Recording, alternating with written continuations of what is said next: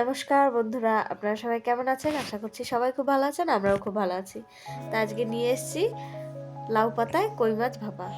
এই দেখুন বন্ধুরা, আপনাদের দাদাভাই কই মাছ নিয়ে চলে এসেছে বাজার থেকে, তাই এটিকে লাউ পাতায় ভাপা করব। চলুন মাছগুলো কেটে তারপর লাউ পাতা তুলে নিই। এই দেখুন কত বড় বড় সাইজটা, দেখুন একবার।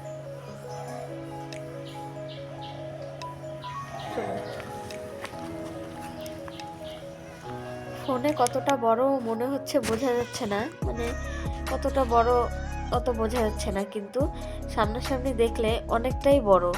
মাছগুলো একদম দেশি কই।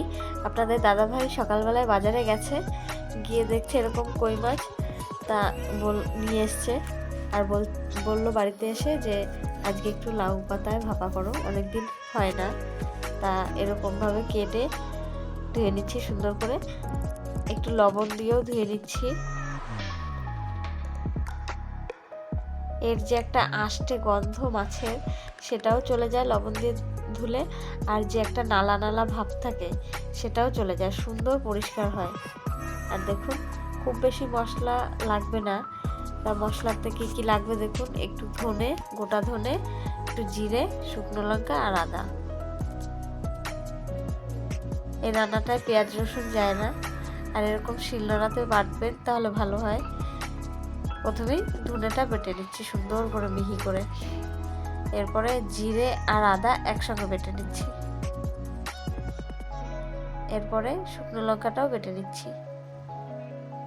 সব বাটা হয়ে গেছে। এরপরে দেখুন মাছ নিয়ে চলে এসেছি, মাছটা মাখিয়ে নেব সুন্দর করে।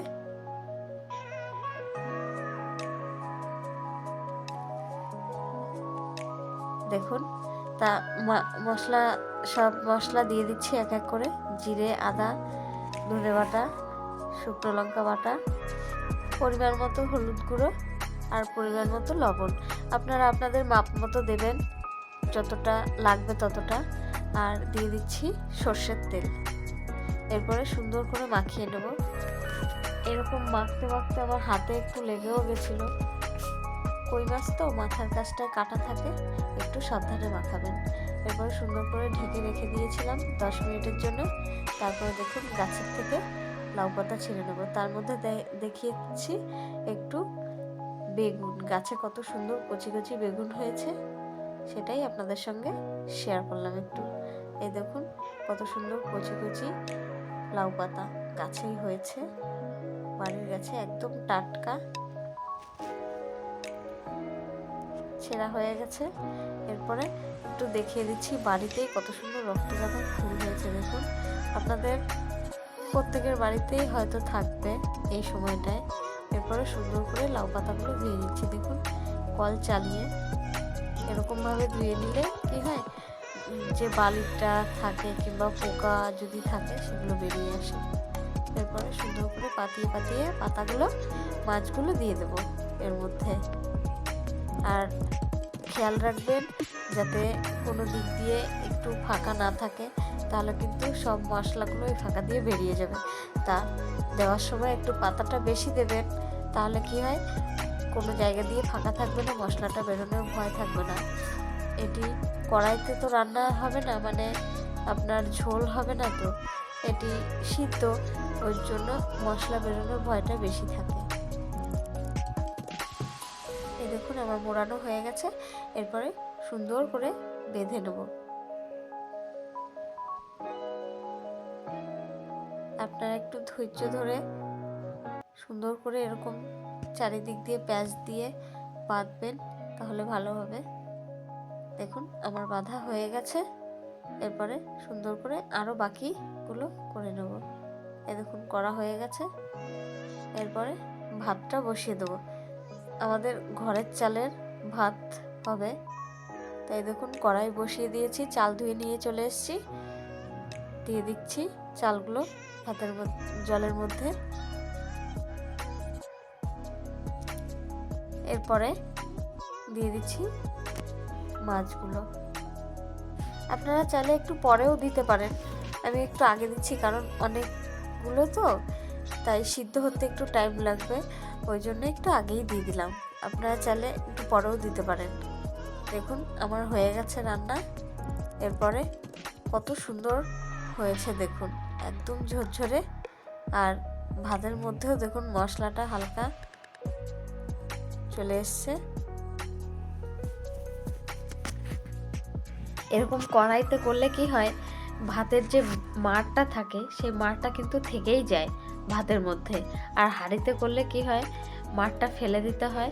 সেই যে মশলার একটা মশলা থেকে যায় ভাতের মধ্যে, সেটা কিন্তু মাড়ের সঙ্গে ফেলে দিতে হয়। আর কড়াইতে করলে ভাতের সঙ্গেই থেকে যায়, ভাতটাই অন্যরকম লাগে খেতে। তা দেখুন এই যে হয়ে গেছে, এরপরে খুলে নিচ্ছি। আর কেমন লাগলো ভিডিওটা অবশ্যই কমেন্ট করে জানাবেন। যতটা পারলাম আপনাদের সামনে তুলে ধরলাম। ভিডিওটা কেমন লাগলো অবশ্যই কমেন্ট করে জানাবেন। লাইক কমেন্ট শেয়ার করতে ভুলবেন না, আর চ্যানেলটি সাবস্ক্রাইব করে দেবেন। আপনারা সবাই ভালো থাকবেন, সুস্থ থাকবেন, সাবধানে থাকবেন, আর অবশ্যই কমেন্ট করে জানাবেন। তা দেখুন কত সুন্দর হয়েছে, মশলাগুলো সেরকম কিন্তু বেরোয়নি, সুন্দরভাবে মাছের গায়ে গায়ে লেগে আছে। একদম গরম গরম ভাতের সঙ্গে পরিবেশন করে খেয়ে দেখবেন, যা সুন্দর গন্ধ বেরোচ্ছিল বন্ধুরা, মনে হচ্ছে তখনই খেয়ে নিই। কিন্তু আমি খেলে তো হবে না, আপনাদের দাদাভাই খেয়েই বলুক কেমন হয়েছে। ভাববেন যে আমি রান্না করেছি তাই আমি তো ভালো বলবই। তা দেখুন এই যে শাকটা থাকে, যে শাকটা দেওয়া হয়, এই শাক দিয়ে কিন্তু অর্ধেকের বেশি ভাত খাওয়া হয়ে যায়, কারণ মশলাটা সম্পূর্ণ ওই শাকেই লেগে থাকে। তা দেখুন কেমন লাগলো, আপনাদের দাদাভাই খেয়ে বলে দেখুক কেমন লাগলো আপনাদের দাদাভাইয়ের।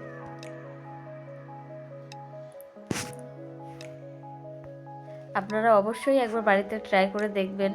এখন তো বিলের কই সবসময় পাওয়া যায়। আমাকে যখন ভাতটা বেড়ে দিল, বাপরে আমার তো লোভ লেগে গেছিলো খুব। তা এখন খেয়ে নিচ্ছি, দেখুন।